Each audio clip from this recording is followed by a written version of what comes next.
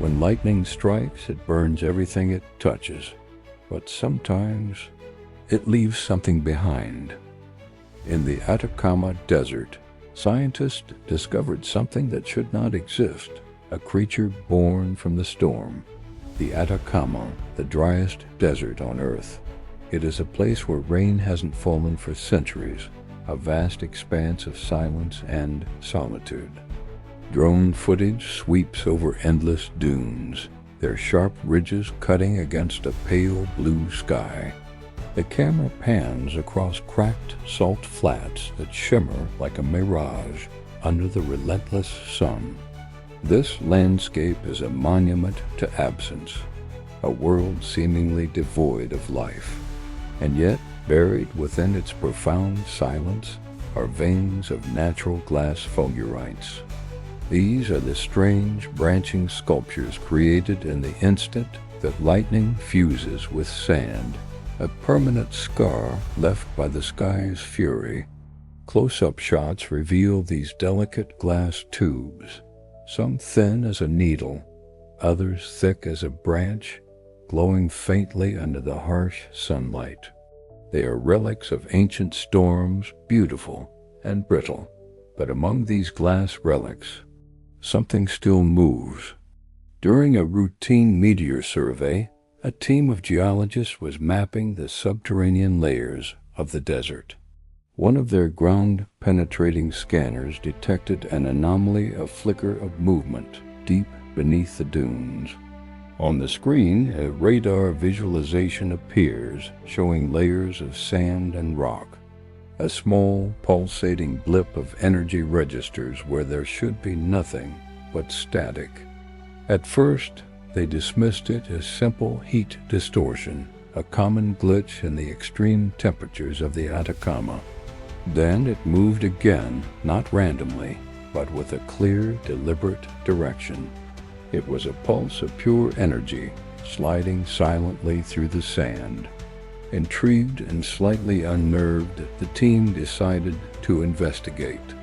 When they dug deeper, excavating the area where the signal was strongest, they found no solid object. Instead, they discovered traces of freshly melted glass and an empty tunnel, still hot to the touch, leading deeper into the earth. The local inhabitants of the sparse villages bordering the desert have ancient stories about this phenomenon. They call it El Caído del Cielo, the Fallen One. Their legends speak of a being not of this world, something that drops from the clouds during the most violent of tempests. Descriptions are varied and often contradictory, born from fleeting glimpses and generations of whispered tales. But a few details remain consistent.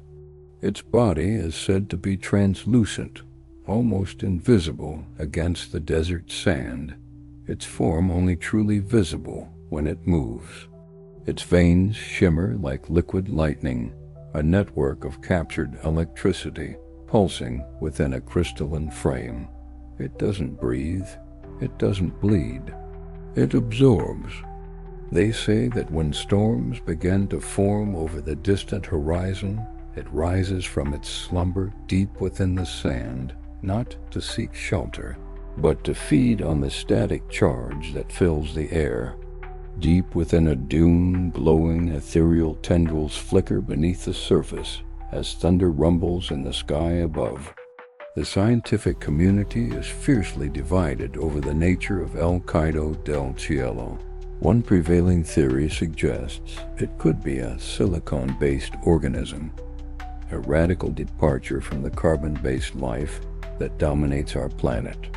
This hypothesis posits that under the unique and extreme conditions of the Atacama, intense electrical discharges and silica-rich sand life form could have evolved from minerals, not organic compounds. On screen, a visualization shows bolts of electricity striking the ground, fusing individual grains of sand into a complex living lattice that begins to pulse with energy.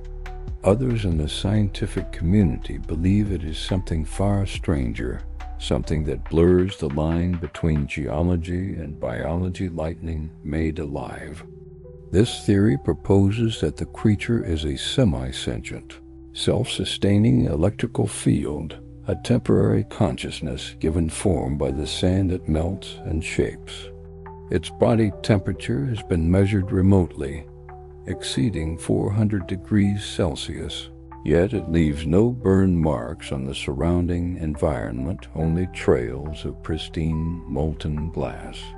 Though scientific proof remains elusive, witness accounts from travelers and researchers add to the creature's mystique. Nomadic herders have reported seeing strange, ethereal lights moving beneath the dunes during electrical storms, weaving through the sand like glowing serpents. Attempts to document the creature with conventional technology often fail. Cameras mysteriously overheat and shut down. Drones lose their signal and fall from the sky. Only infrared imaging has managed to capture its motion. Thermal footage plays, showing a glowing, serpentine shape weaving fluidly under the desert floor, its heat signature a stark contrast to the cool night sand around it. Those who claim to have seen it up close say it looks like a serpent of fire, its eyes like 2 points of white-hot lightning, hunting in absolute silence. When it hunts, the very air trembles with an unseen energy. The process is chillingly silent and efficient. A slight ripple across the surface of the sand is the only warning. Then, an unnerving stillness. And then a burst of crimson light erupts from below, a flash hotter than any man-made forge. A computer simulation shows the creature as hunting method. It detects the minute bioelectrical field of its prey, a desert rodent, a lizard, or even an insect. It strikes from beneath, not with teeth or claws, but with a focused discharge of its internal energy. The prey is instantly vaporized, turned to ash in a microsecond. It doesn't consume flesh. It feeds on the life force, the electrical charge of the nervous system, leaving behind nothing but a faint scorch mark and newly formed tunnels of crystallized sand, the glassy scars of its hunger. The implications of this discovery are deeply unsettling.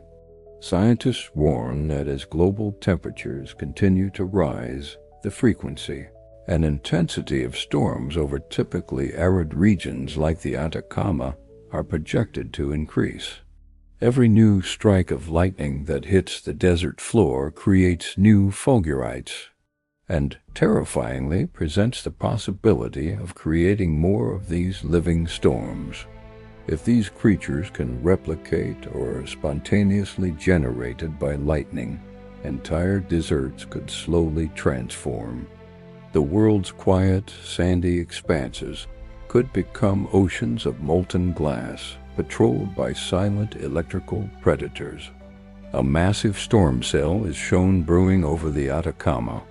As lightning flashes across the sky, a web of corresponding lights ripples beneath the dunes, a network of energy awakening below. The boundary between myth and reality is fading in the sands of the Atacama. This creature challenges our fundamental understanding of what life is and where it can exist.